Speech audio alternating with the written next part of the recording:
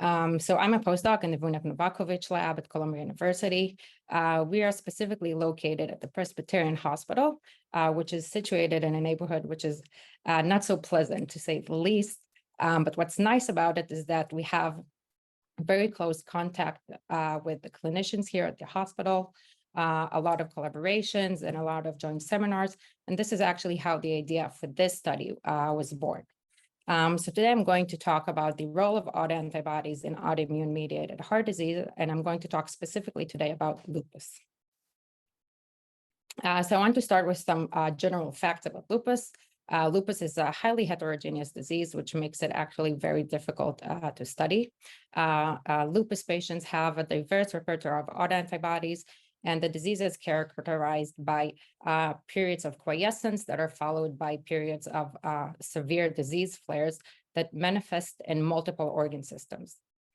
So why is this interesting to me and to my lab, since our research interests are the heart muscle and developing cardiac tissue models? So we found out by talking to rheumatologists here at the Presbyterian Hospital that are in charge of a very large cohort of lupus patients. We found out that 25% of lupus patients develop myocarditis. And in fact, the number one cause of death of lupus patients is cardiovascular diseases. And the reason for that is first that it's very hard to diagnose these patients on time. There isn't a specific biomarker or a specific autoantibody that is known that can say that this patient will probably develop myocarditis. And the second thing is that the immunological mechanisms that lead to myocarditis are still largely unknown. So a big question in the field is, why do certain lupus patients develop myocarditis while others remain entirely unaffected? And it was very hard to study this question up until recently because of the limited capabilities of the current experimental models. So animal models obviously provided us with a lot of important insights into the disease, but we all know that animal models are not humans and they do not fairly recapitulate human physiology. 2D cell cultures, and specifically iPS-derived cardiomyocytes, could overcome the species-species difference. But the problem with these cells is that they do not capture the maturity of cardiomyocytes in the adult human heart, and they definitely don't capture the complexity of the human heart. Now, in our lab a few years ago, we developed a methodology in which we showed that by seeding iPS cardiomyocytes into fibrin hydrogels and providing them with electrical and mechanical stimulation, we were able to promote cardiac tissue maturation and get tissues with adult-like properties that mimic the physiology of the adult human heart. So basically what we got here are a minimally functional units of the adult human heart in vitro. So our hypothesis in the study, which was surprisingly unknown, was that lupus patients with myocarditis have specific autoantibodies that target the human heart, and that leads to cardiac dysfunction. Now, based on evidence in the literature in other cardiac pathologies, it is known that autoantibodies can directly bind to cardiomyocytes and lead to cardiac dysfunction independently of immune cell infiltrate. So we wanted to take advantage of our platform that enable us to decouple the role of autoantibodies from immune cells and see if the autoantibodies can lead to cardiac dysfunction in the absence of immune cells. So to study this, we collaborated with the rheumatologists I told you about that they were in charge of this large lupus cohort. And our study had three large arms of data collection.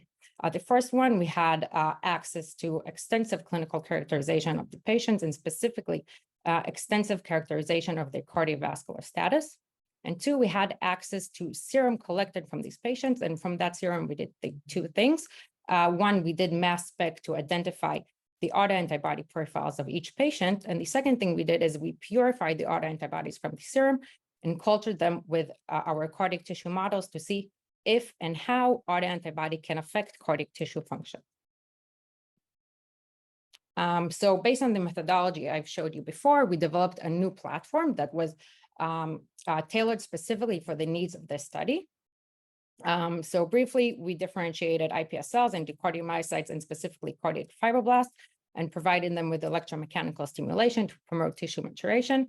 And our platform was designed in a way that will enable us to perform high throughput studies. So we can go through a large group of patients and perform real-time measurements where we measure both calcium handling. Calcium is important for cardiomyocyte excitation contraction coupling, and also enable us to perform force measurement. Also, we developed codes for automated data acquisition and analysis that will enable us to really increase the efficiency of this platform. So here you can appreciate how these tissues look like, which they're beautiful in my opinion. So you can see here that every time the tissue contracts, it lights up. We use a special iPSC line with a calcium reporter. This is a kind contribution from Bruce Conklin at the Gladstone Institute. And you can see that when the tissue contracts, the pillar deflects, and that provides load to the tissue that in turn supports its further maturation.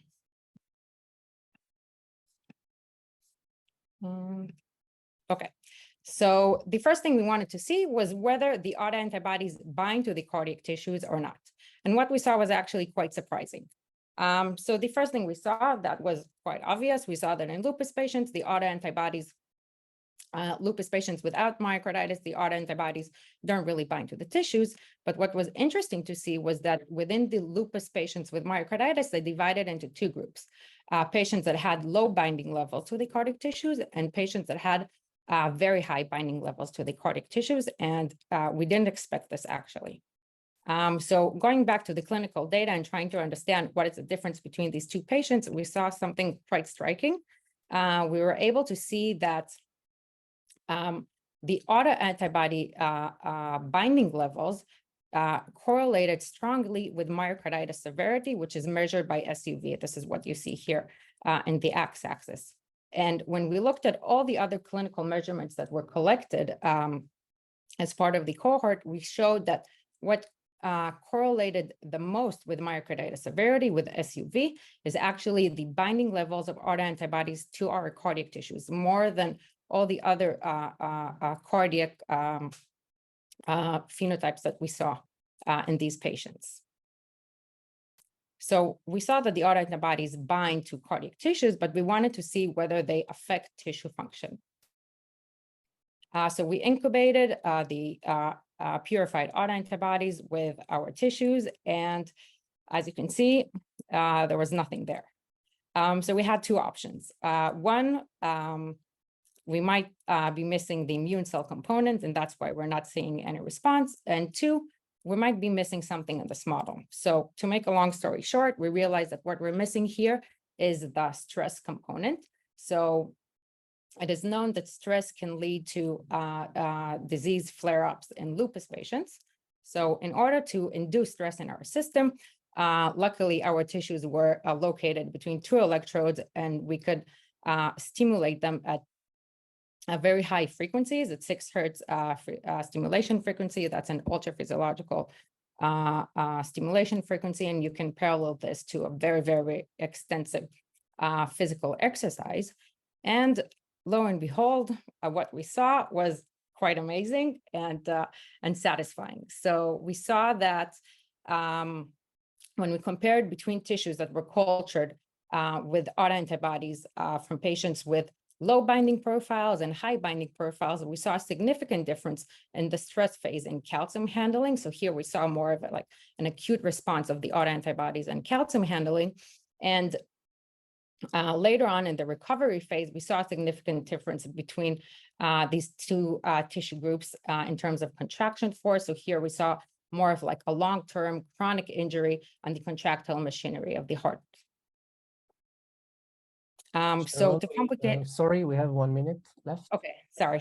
So to complicate things even more, we further divided the myocarditis patients into patients with low ejection fraction and normal ejection fraction. Low ejection fraction is heart failure, and actually what we saw again was when tissues were cultured with autoantibodies from patients with that had heart failure had altered cardiac tissue functionality, both in calcium handling and contraction force. So I don't have time to go into this, but we also were able to identify disease aggravating autoantibodies, and we associated them with cardiomyopathies and conduction abnormalities. So to summarize the study, we showed that autoantibodies are able to directly alter heart tissue function. They do this in a patient-specific manner, and we were able to correlate this to patient clinical measures. We showed that stress is essential to induce autoantibody-mediated response, and we also identified potential autoantibodies that could help and improve disease risk stratification and development of new therapeutic targets. So with that, I would like to thank Gordana, my mentor, Trevor Nash, that did a lot of this work with me, American Heart Association for funding this project, and postdoctoral fellowships that helped make this time a bit easier. Thank you very much.